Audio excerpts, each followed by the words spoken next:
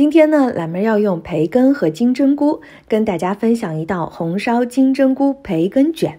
把金针菇分成一小簇一小簇的，再清洗干净了，取一片培根卷住金针菇的根部，然后用牙签固定起来。锅内不需要倒油的，把培根放入锅内，小火慢煎。煎的时候记得一定要多翻面哦。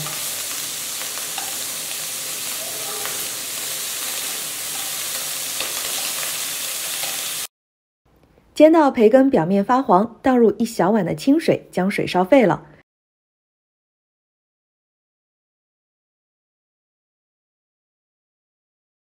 然后往水中倒入一些老抽、蚝油和盐调味。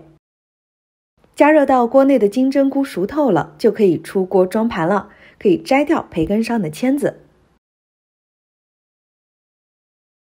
往锅内的汤汁内再淋入一点水芡粉勾芡，等汤汁浓稠之后，淋在培根卷上，撒上一点小葱末，这道红烧培根肉卷就做好了，非常的下饭。